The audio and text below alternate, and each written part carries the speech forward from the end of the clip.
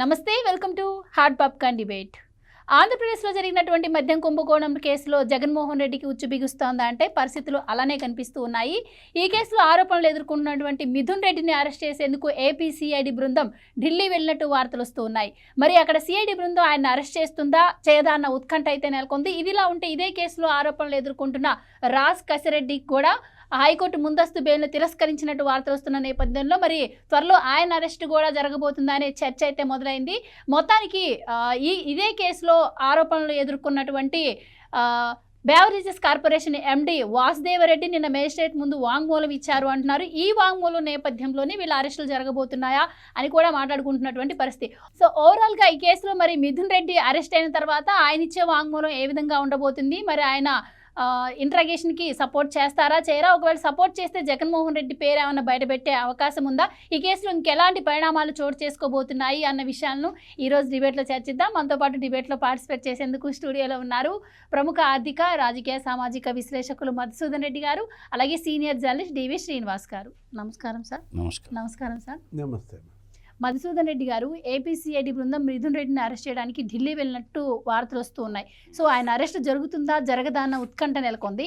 ఆయన అరెస్ట్ జరిగితే ఏ విధంగా మారబోతున్నాయంటారు పరిణామాలు?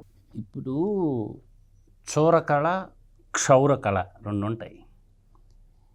ఈ చోరకళకు సంబంధించినటువంటి ప్రజల్ని క్షౌరం చేశారు. క్షౌరశాలకి వెళ్తే క్షౌరం చేస్తారు, అట్లాగే ప్రజాధనాన్ని క్షౌరం చేశాడు.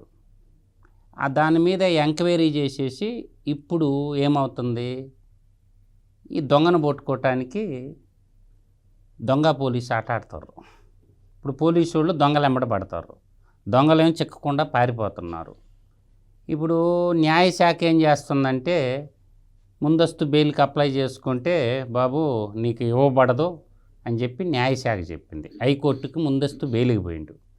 ఆయన ఇప్పుడు పార్లమెంటేరియన్. మిథున్ రెడ్డి అనే వ్యక్తి పార్లమెంటేరియన్.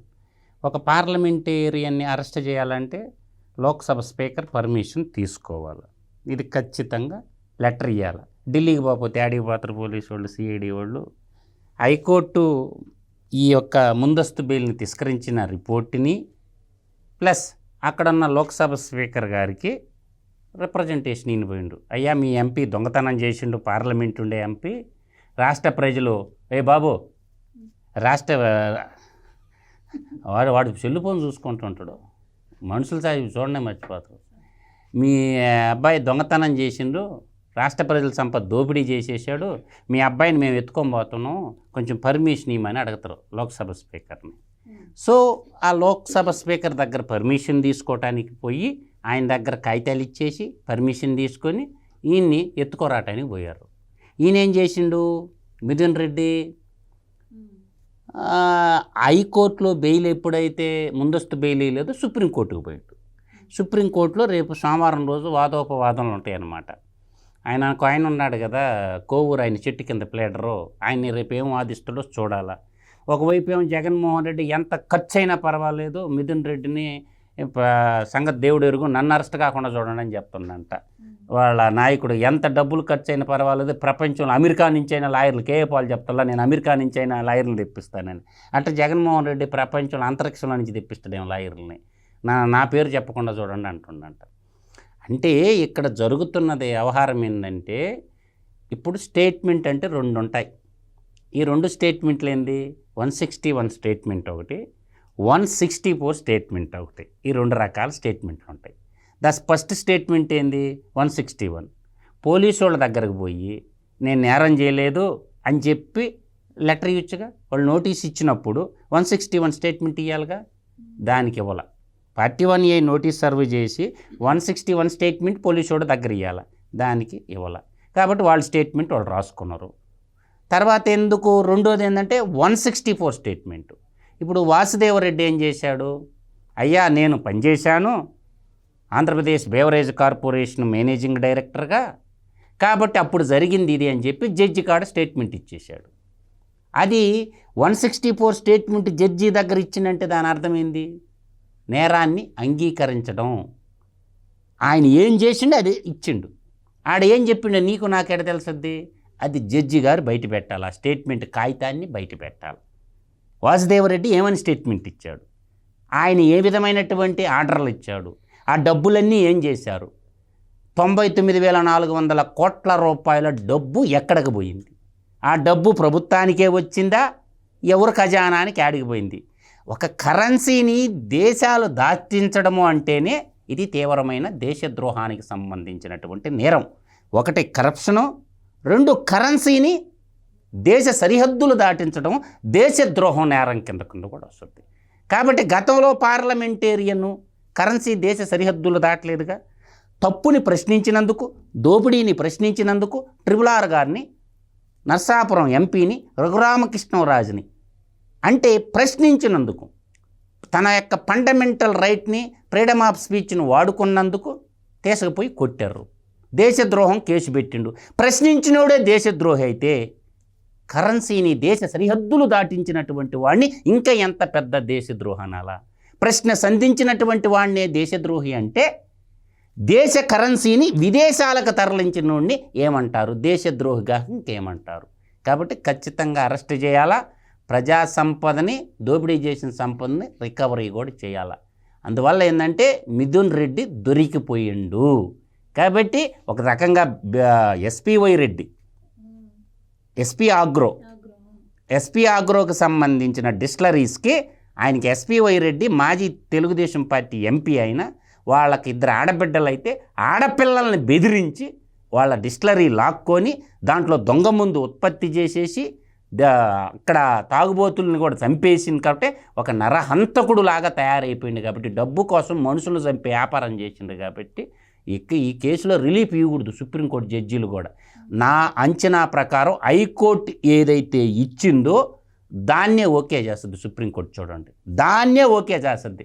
అంటే ఆర్టికల్ 32 ప్రకారం సుప్రీంకోర్టుకు పోతారు, ఆర్టికల్ 226 ప్రకారం రాష్ట్ర హైకోర్టుకు వస్తారు. ఆ 5 రిట్టుల్లో ఈయన ఏ రిట్టుకి ఉపయోగపడాల, ఎందుకంటే దోపిడీ గజి దొంగ. కాబట్టి ఈయన ఖచ్చితంగా హైకోర్టు ఇచ్చినటువంటి జడ్జిమెంటే సుప్రీంకోర్టులో రాబద్ది. సుప్రీంకోర్టులో ఏరే విధంగా ఏం రాదు. ముందస్తు బెయిల్ అయితే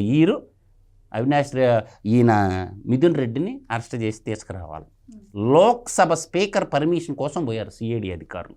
అంతే నాకు తెలిసిన ఇన్ఫర్మేషన్. రైట్ సార్, మనం గత నుంచి వింటూనే ఉన్నాం ఈ ఎఫ్ఐఆర్లో మిథున్ రెడ్డి గారి పేరు లేదు, అయినా కూడా ఆయన ముందస్తు బెయిల్కి వెళ్ళారు అని చెప్తున్నారు. మరి ఎఫ్ఐఆర్లో పేరు లేనప్పుడు ఏ ఆధారాలతో సిఐడి ఆయన అరెస్ట్ చేయడానికి వెళ్ళింది? అండ్ ఆయన మళ్ళీ ఇక్కడ హైకోర్టు తిరస్కరించిన నేపథ్యంలో ఇప్పుడు సార్ అన్నాడు సుప్రీంకోర్టుకు వెళ్ళారు అంటున్నారు. మరి ఎంత లేదన్నా కూడా సుప్రీంకోర్టు అంటే సోమవారం వరకు వెయిట్ చేయాలి. సో మరి రేపు గడువు ఉంది కాబట్టి ఈ గ్యాప్లో మరి మిథున్ రెడ్డిని అరెస్ట్ చేసే అవకాశం ఏమైనా ఉందంటారా? ఒకవేళ అరెస్ట్ చేస్తే ఎఫ్ఐఆర్లో పేరు లేకుండా ఏ ఆధారాలతో ఆయన్ని అరెస్ట్ చేస్తారంటారు? అంటే ఇవాళ రాత్రి గడిస్తే చాలు. ఏంటి, ఏ రాత్రి ఎవరిని అరెస్ట్ చేస్తారు, రేపేం జరుగుద్ది, ఇవాళ కోర్టులో ఏం జడ్జిమెంట్ వస్తుంది, ఇలా భయ పరిస్థితులు మనం చూస్తున్నాం. అటు ఎంపీలు కావచ్చు, ఇటు ఎమ్మెల్యేలు కావచ్చు. వైఎస్ఆర్ కాంగ్రెస్ పార్టీ ఒక రకంగా భయపడతాం. ఎందుకు ఈ భయం? మీరు పాల్పడినటువంటి అవినీతి కుంభకోణాలు, ఇవాళ విచారణలు, కోర్టు తీర్పులు మనం చూసాం. బీరకాయలు దొంగ భుజాలు దౌడుకున్నట్టుగా ఇతను ముందస్తు బెయిల్కి వెళ్ళడం హైకోర్టు. ఎందుకని? పేరు లేదన్నారు. పేరు లేకపోయినా ఎందుకు వెళ్ళాడంటే అరెస్ట్ చేస్తారన్న భయం. అంటే వాసుదేవరెడ్డి ఇక్కడి నుంచి రిలీవ్ అయిన దగ్గర నుంచి వీళ్ళకి కంగారు పడతాం. బెవరేజెస్ కార్పొరేషన్ ఎండీగా పనిచేసినట్టు వాసుదేవరెడ్డి ఈ మొత్తానికి అతనే ఏది సూత్రధారి. ఆ వాసుదేవరెడ్డి ఎలా రిలీవ్ అయ్యాడు? అతను మాతృశాఖకి వెళ్ళిపోయాడంటే సడన్గా అతను ఏదో వాంగ్మూలం ఇచ్చాడు. ఇప్పుడు మన మసూదన్ రెడ్డి గారు చెప్పినట్టుగా 164 మరి మ్యాజిస్ట్రేట్ ముందు వాసుదేవరెడ్డి ఇచ్చిన వాంగ్మూలంలో ఏముంది? జనరల్గా ఆ వాంగ్మూలం మరి ప్రభుత్వానికి అనుకూలంగా ఇస్తేనే రిలీవింగ్ ఆర్డర్.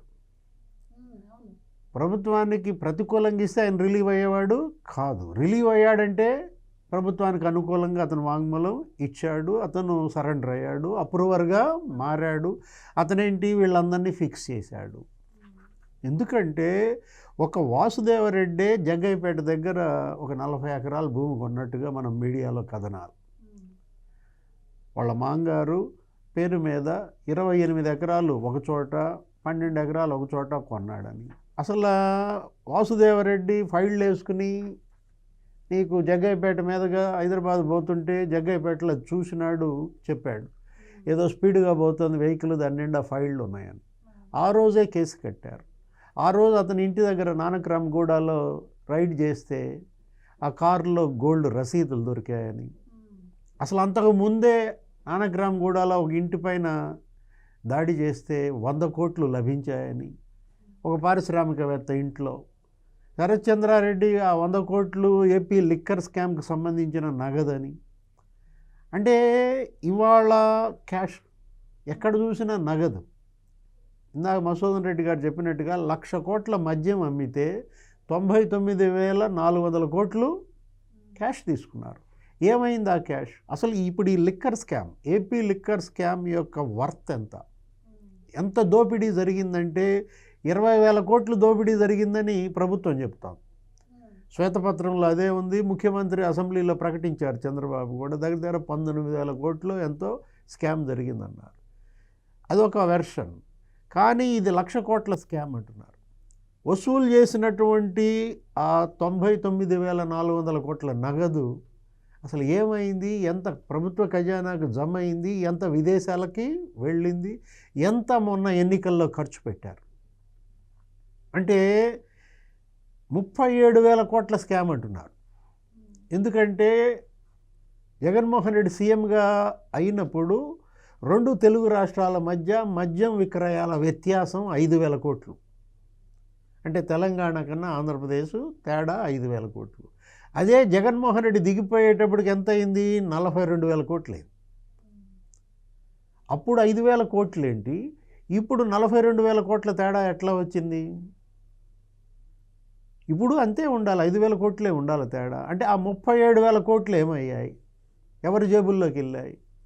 జగన్మోహన్ రెడ్డి జేబుల్లోకి ఎంత వెళ్ళింది, మిథున్ రెడ్డి జేబుల్లోకి ఎంత వెళ్ళింది, సాయి రెడ్డి జేబుల్లోకి ఎంత వెళ్ళింది? ఇప్పుడు ఇవాళ మిథున్ రెడ్డి అరెస్ట్ చేయడానికి వెళ్ళారంటే ఏపీ సిఐడి, ఇప్పుడు ఆ సెషన్స్ అయిపోయినాయి.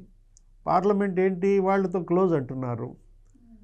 రాజ్యసభలో బిల్లు, అది వక్ఫ్ బిల్లు ఓటింగ్ జరిగింది, లోక్సభలో జరిగింది, ఇంకా అతను లిఫ్ట్ చేస్తున్నారా?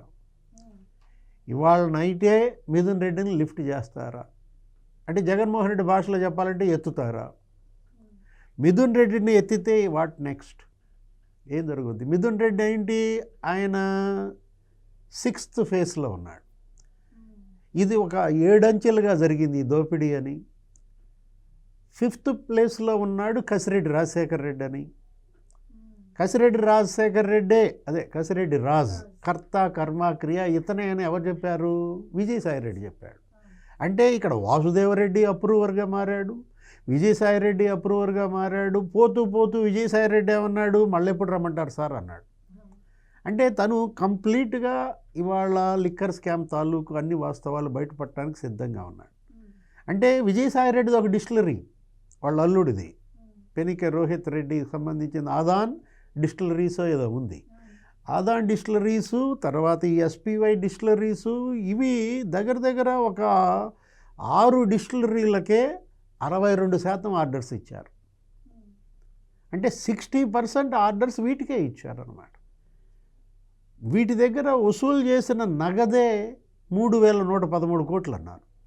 అంటే ఏంటి, ముడుపులు, బ్రాందీ కేసుకి ఎంత, బీర్ కేసుకి ఎంత, కేసుకి 250 నుంచి 400 క్యాష్ వసూలు చేశారు. అంటే ఇది ఎంత అమౌంట్? ఇప్పుడు కృష్ణదేవరాయలు లోక్సభలో ఏమని చెప్పారు, 4,000 కోట్లు మనీ లాండరింగ్ జరిగిందన్నాడు. 2,000 కోట్లు సునీల్ రెడ్డి అనేవాడు అసలు దుబాయ్కి తీసుకుపోయాడు అన్నారు, ఏదో ఇన్ఫ్రా కంపెనీ. అంటే కంపెనీ ప్రస్తావించాడు, ఎవరు మనీ లాండర్ చేశాడు అతని పేరు ప్రస్తావించాడు, వాళ్ళ వివరాలు మళ్ళీ అమిత్ షాకి ఇచ్చారు.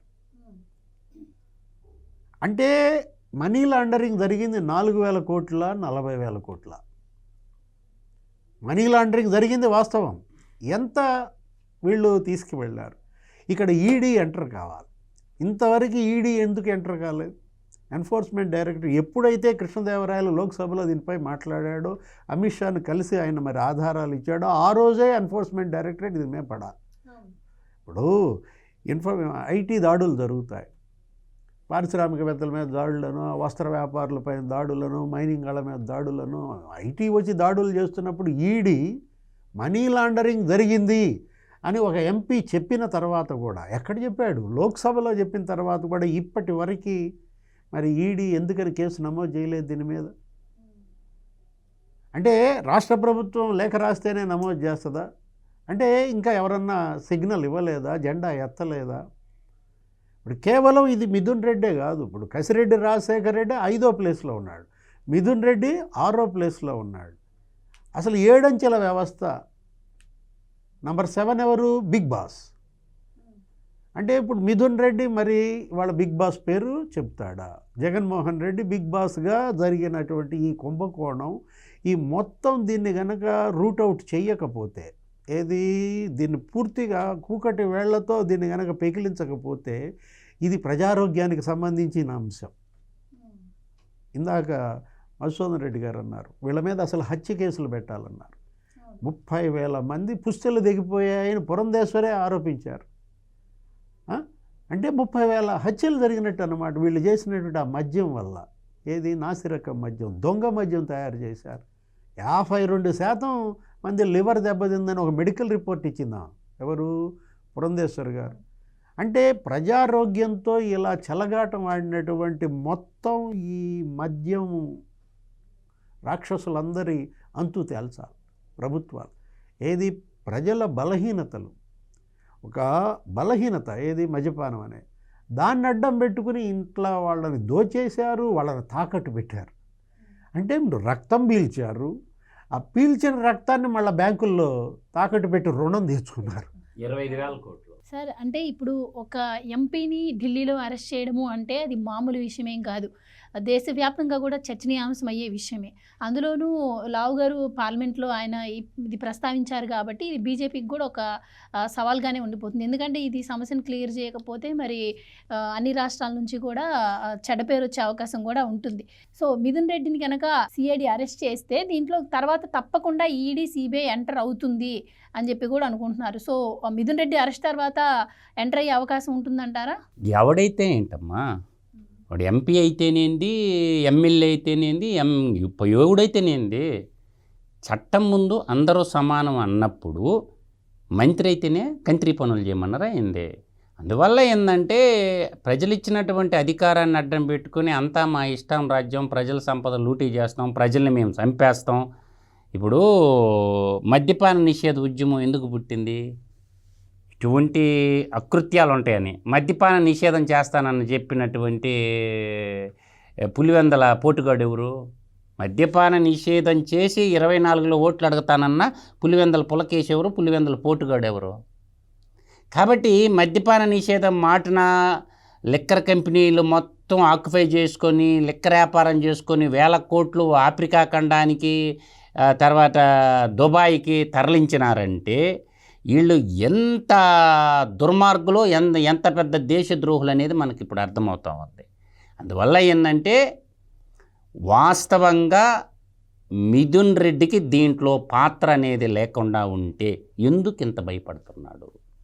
స్వచ్ఛమైన ప్రజాప్రతినిధి అయితే రా, వస్తాపా, ఏడకొస్తావు, ఏముంది నీ దగ్గర, నా ముందు పెట్టు, పబ్లిక్గా లైవ్ టెలికాస్ట్ పెడదాం, అన్ని మీడియా ఛానళ్ళు పెడదాం, సిఐడి వాళ్ళు ఎత్తుకోరండి, పత్రాలు ఎత్తుకోరండి, బయట పెట్టండి అని మాట్లాడాల్సినటువంటి ఒక భారతదేశ పార్లమెంటుకి ప్రాతినిధ్యం వహిస్తున్నటువంటి ఒక ఎంపీ ఓత్ ఏమని ప్రమాణం చేస్తారమ్మా?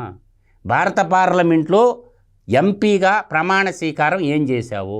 ఒకసారి రిపీట్ చేయి ఆ ప్రమాణ స్వీకారాన్ని. భారత పార్లమెంట్లో నువ్వు ఎంపీగా ఏ విధంగా ప్రమాణం చేశావో ఆ ప్రమాణ పత్రాలకన్నిటినీ గాలిలోకి వదిలేసి చిక్కిన కాడికి దోచేసి అంతా నా ఇష్టం అంటే కుదరదు. చట్టం ఒప్పుకోదు, చట్టం ఎవడికి చుట్టం కాదు. దానికి కోరలు కానీ కరెక్ట్గా ప్రయోగిస్తే ఇది ఎట్లా అంటే శవాల మీద పేలాలు ఎరుక్కునేవాళ్ళు అంటారు కదా, తాగుబోతుల అడ్డం పెట్టుకొని 1,000 కోట్లు లూటీ చేసినటువంటి పని అన్నమాట ఇది.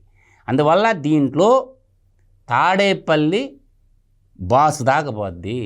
ఇది మొత్తం మిథున్ రెడ్డి ఒక్కడే ఏం తిల్లా, తాడేపల్లి బిగ్ బాస్కు వాటా లేకుండా మిథున్ రెడ్డి ఒక్కడే. అంటే ఎప్పుడైతే సిఐడి అధికారులు ఢిల్లీ వెళ్ళారని వార్తలు వచ్చాయో వెంటనే వైసీపీ రంగంలోకి దిగింది.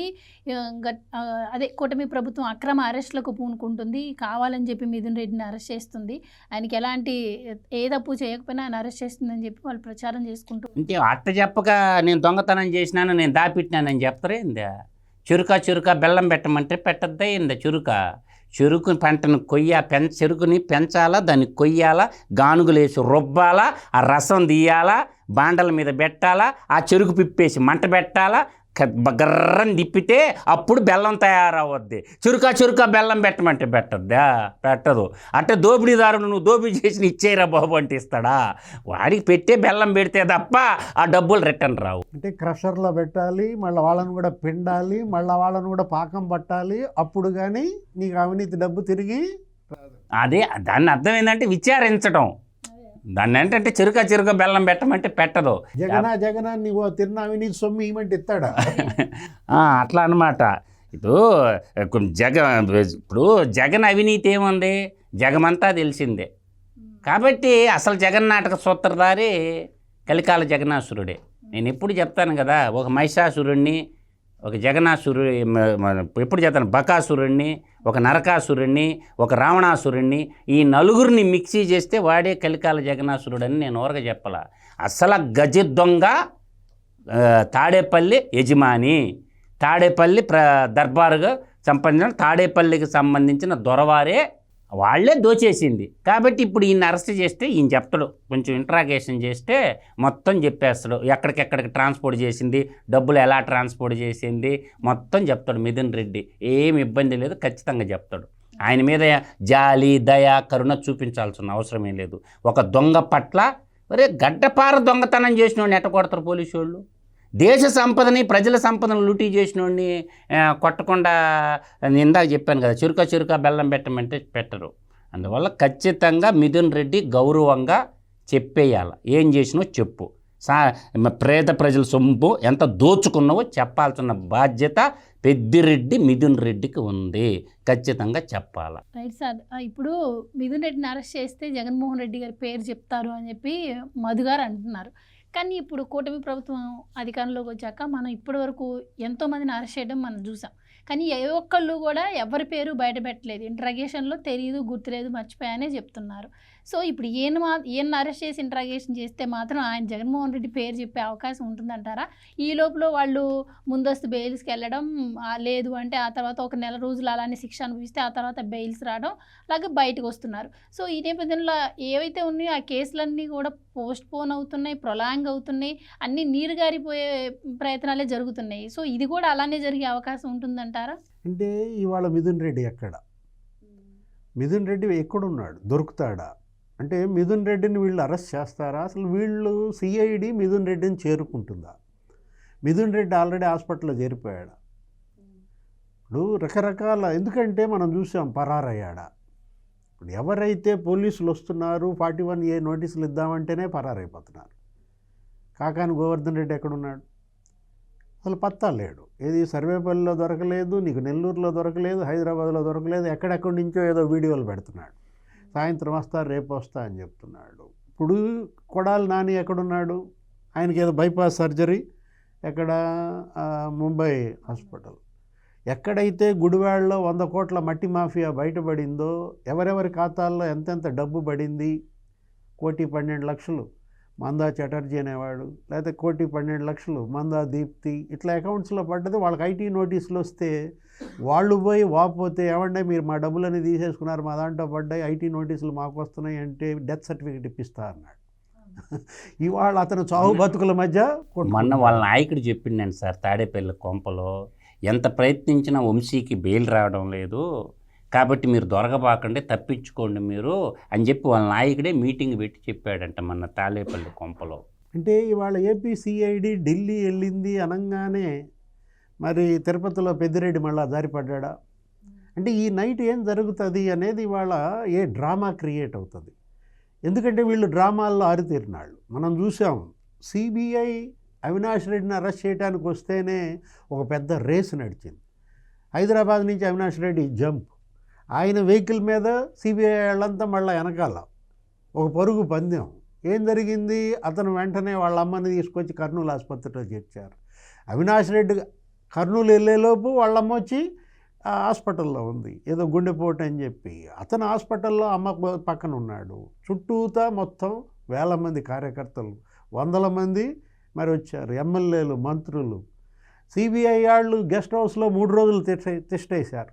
ఎస్పీ ఏమన్నాడు సార్ ఆ రోజు? అసలు అరెస్ట్ చేయగలిగారా? ఎస్పీ ఏమన్నాడు? అంటే ఆ రోజు ముఖ్యమంత్రిగా జగన్మోహన్ రెడ్డి చేతులు ఎత్తేసాడుగా ఎస్పీ. ఏమని? లా అండ్ ఆర్డర్ నా చేతుల్లో లేదన్నాడు ఎస్పీ. సేమ్ అదే మళ్ళీ రిపీట్ అవుద్దా? అతను ఎంపీఏ, ఇతను ఎంపీఏ. ఏంటి? అవినాష్ రెడ్డి ఎంపీగా అరెస్ట్ చేయడానికి వచ్చినటువంటి సిబిఐకి ఎలా టోకరా ఇచ్చాడో సేమ్ అదే టోకరా మిథున్ రెడ్డి కూడా ఇస్తాడా? లేదు, కొంచెం బాగోదులే మరీ రిపీట్ అని మళ్ళీ మారుస్తాడా టోకరా? అంటే ఇవాళ ఒక గేమ్ నడుస్తోందన్నారు మధుసూదన్ రెడ్డి గారు. దొంగ పోలీస్ ఆట నడుస్తుంది అంటున్నారు. ఎవరిది పై చేయి? దొంగది పై చేయవద్దా, పోలీసుది పై చేయవద్దా? సిఐడి రిక్త హస్తాలతో తిరిగి వస్తుందా, లేదు ఎత్తుకొచ్చుద్దా? ఎవరు? మిథున్ రెడ్డిని ఎత్తితే ఏంటి, ఎలా ఉంటుంది? వీటన్నిటిపైన ఇవాళ ఆసక్తికరంగా చర్చ జరుగుతోంది. ఒక్కసారి మిథున్ రెడ్డిని అరెస్ట్ చేయటం అంటూ జరిగితే ఇక అతను ఎన్ని రోజులు బయటకు వస్తాడు? ఎందుకంటే అరెస్ట్ చేసిన వాళ్ళంతా బయటికి రావాలంటే నెలలు పడుతుంది. ఒక కేసు కాదు, వరుసపడి గొలుసు కట్టు కేసులు పడుతున్నాయి. మనం చూసాం పోసాని కృష్ణమురళి పరిస్థితి, లేకపోతే బోరగడ్డ అనిల్ పరిస్థితి, ఇప్పుడు వల్లభనేని పోసాని కృష్ణమురళికి ప్రభుత్వమే బెయిల్ ఇచ్చి పంపించు. వల్లభనేని వంశీ పరిస్థితి ఏంటి? ఇవాళ ఒక కేసు మీద ఒక కేసు పడుతున్న నేపథ్యంలో మిథున్ రెడ్డిని అరెస్ట్ కనుక చేయటం జరిగితే వాళ్ళ నాయకుడు జైల్లో ఎన్ని రోజులు ఉంటాడు? బుగ్గమఠం భూముల కేసు పడుద్దా? మదనపల్లి భూముల కేసు పడుద్దా? పుంగనూరు భూముల కేసు పడుద్దా? ఎందుకంటే మదనపల్లిలో ఫైళ్లు తగలబెట్టారు. పెద్దిరెడ్డి రామచంద్రారెడ్డి, పెద్దిరెడ్డి ద్వారకానాథ్ రెడ్డి, పెద్దిరెడ్డి స్వర్ణలత, పెద్దిరెడ్డి మిథున్ రెడ్డి పేర్ల మీద అటవీ భూములు ఉన్నాయి. అరే చుట్టూతో అటవీ భూములు, మధ్యలో 75 ఎకరాల పట్టాభూమి ఎక్కడి నుంచి వచ్చింది? ఎక్కడది? మంగళంపేట అడవుల్లో. అరే చుట్టూతో ప్రభుత్వ భూములు, మధ్యలో పట్టాభూమి ఎక్కడి నుంచి వచ్చింది? 22 ఎకరాలు. అది ఎక్కడ? రేణుగుంటలో. రేణుగుంట ఎయిర్పోర్ట్ పక్కనే వందలాది ప్రభుత్వ ఎకరాలు. ఏర్పేడు పారిశ్రామిక వాడ ఎక్కడి నుంచి వచ్చింది? అసైన్ ల్యాండ్ పెద్దిరెడ్డి స్వర్ణలతకి 22 ఎకరాలు. అంటే ఇవాళ పెద్ద ల్యాండ్ మాఫియా. ఇప్పుడు మనం మాట్లాడుకుంటుంది లిక్కర్ మాఫియా.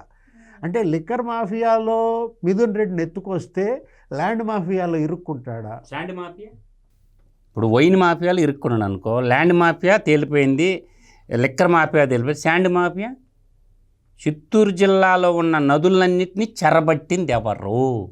అది ఒకటి ఉంది. అసలు ఇసుక లేదు నదుల్లో. పోయి డ్రోన్ కెమెరాలు పెట్టి చిత్తూరు జిల్లాలో ప్రవహిస్తున్నటువంటి నదిని ఒకసారి షూట్ చేయమనండి ప్రభుత్వాన్ని. ఏ నదిలోనైనా సరే నీవా నదిని 3 మీటర్ల హైట్ వరకు ఇసుక ఉండాలి. పర్యావరణ చట్టం 3 మీటర్ల హైట్ వరకు ఖచ్చితంగా ఇసుక తీయకూడదు ఏ ప్రభుత్వమైనా. గ్రాము ఇసుక లేకుండా నీవా నదిలో లోడింది ఎవరు? 1 గ్రాము లేదు నీవా నదిలో ఇసుక. అంటే ఆ జిల్లా కలెక్టర్ ఎవరి కన్సర్నుల్లో ఉన్నారు? కాబట్టి అటు బెంగళూరుకి, చెన్నైకి ఇసుక తరలించిన హీరో ఎవరు? ఆ హీరో జాడ కూడా పట్టుకుంటారు. ఒక్కసారి అరెస్ట్ అంటూ జరిగితే నీవా నదిలో ఇసుక కొల్లగట్టిన దుర్మార్గులు ఇసుకాసురులు ఎవరు? ఆ ఇసుకాసురులు ఈ పెద్దిరెడ్డి వారసులే. ఇది అందరికీ తెలిసినటువంటి జగమెరిగిన సత్యం. ఈ జగన్నాటక సూత్రధారికి తెలియకుండా అటవీ, పర్యావరణం, విద్యుత్తు, మైనింగ్ శాఖల హీరో ఎవరు? అటవీ, పర్యావరణం, విద్యుత్తు, మైనింగ్ శాఖల హీరో ఎవరు? తర్వాత ఇంకోటి, ఎక్సైజ్ మినిస్టర్ ఎవరు? ఉప ముఖ్యమంత్రి. ఎక్కడి ఆయన? వాళ్ళ ఇంట్లో పని మనిషి ఉప ముఖ్యమంత్రి నాడు. ఎక్సైజ్ శాఖ మంత్రివర్యులు నారాయణ ఎవరు? నాకేం తెలియదు మహానుప్రభు, మొత్తం పెద్దిరెడ్డి ఆడ సంతకం పెట్టమంటే ఆడ పెట్టినానన్నటువంటి ఉప ముఖ్యమంత్రి, నాటి ఉప ముఖ్యమంత్రి ఎవరు? నారాయణ స్వామి. నారాయణ స్వామి ఏమంటున్నా? నారాయణ స్వామి మీదకి ఎందుకు రావటం లేదు కేసు? మినిస్టర్ కదా. ఆ మినిస్టర్ ఎక్కడా? నోరెందుకు పెగలటం లేదు? నారాయణ స్వామిని కూడా ఈ కేసులో ఇన్వాల్వ్ చేయాలా? ఒక రాష్ట్రానికి ఉప ముఖ్యమంత్రిగా ఉంటూ యాడంటే ఆడ సంతకం పెడతావా? కాబట్టి రాష్ట్ర ఎక్సైజ్ మంత్రి ఎవరు? కాబట్టి నారాయణ స్వామిని కూడా ఈ కేసులో ముద్దాయిగా జాయిన్ చేస్తే కానీ మొత్తం పటాపంచలైపోవు. నారాయణ స్వామి కాదు ఆ మంత్రి శాఖం చేసింది, ఆ రోజు ఆ శాఖం చేసింది కూడా పెద్దిరెడ్డేను. కాబట్టి వాళ్ళ ఇంట్లో ఉన్నోడికి వాళ్ళ ఇంటి మనిషి కాబట్టి ఆ శాఖ ఈంది కాబట్టి మొత్తం రాష్ట్రం అంతా ఆమ్యామ్యం చేశారనమాట. రేషన్ చూస్తేనేమో రేషన్ మాఫియాకేమో దూరంపూడి చంద్రశేఖర్ రెడ్డి, ఈ లెక్కర మాఫియాకి వచ్చేళ్ళకి ఆయన అడ్డం పెట్టుకొని, ఎవరు నారాయణ స్వామిని అడ్డం పెట్టుకొని ఉప ముఖ్యమంత్రిని ఎక్సైజ్ మినిస్టర్ అన్నాడు. అతను ఎస్సీ సామాజిక వర్గానికి సంబంధించినట్టు వ్యక్తి. ఆయన అడ్డం పెట్టుకొని ఎస్సీ కాబట్టి నీ జోలికి రారు, వ్యాపారం మేము చేసుకుంటాం అని చెప్పి వాడిని నాశనం చేసి డిస్టర్లన్నీ కైంకరం చేశారు. అటవీ పర్యావరణ అనుమతులు ఆనించి రావాలా? ఇసుక నదిలో నుంచి తీయాలంటే పర్యావరణ అనుమతులు ఎవరు ఇవ్వాలా? ఆ శాఖ ఓనర్ ఎవరు? పెద్దిరెడ్డి రామచంద్రారెడ్డి. నేవా నదిలో ఇసుక అడిగిపోయింది, ఆ అనుమతులు ఇచ్చింది ఎవరు? అందువల్ల ఏంటంటే విద్యుత్ శాఖ కుంభకోణం ఎవరింట్లో ఉన్నది? అది కూడా పెద్దిరెడ్డి ఇంట్లోనే ఉన్నది. విద్యుత్ శాఖ 36,000 కోట్ల కుంభకోణం, రైతులకి మీటర్లు పెడతామన్నటువంటి కుంభకోణం 36,000 కోట్లు. మిథున్ రెడ్డి గారు ఒక్కసారి జైలుకి వెళ్ళారంటే ఇంకా బయటకు వచ్చే పనే లేదు, నో డౌట్. కూటమి ప్రభుత్వం అధికారంలోకి వచ్చింది, బయటికి రావడం కాదు. మిథున్ రెడ్డి ఒకసారి జైలుకి వెళ్ళాడంటే మిథున్ రెడ్డితో పాటు ఇంకెవరిని లాక్కెళ్తాడు? వాళ్ళ నాన్న పెద్దిరెడ్డి రామచంద్రాన్ని లాక్కెళ్తాడా? లేదు, అసలు ఏకంగా బిగ్ బాస్ ఏది జగన్మోహన్ రెడ్డినే లాగేస్తే పోలా, ఇక అందరినీ లాగేసినట్టే కదా. ఏం జరుగుద్దో చూడాలి, wait and see. Thank you so much అండి. ఇది వాటి డిబేట్. మరో డిబేట్తో మళ్ళీ కలుద్దాం. Keep watching.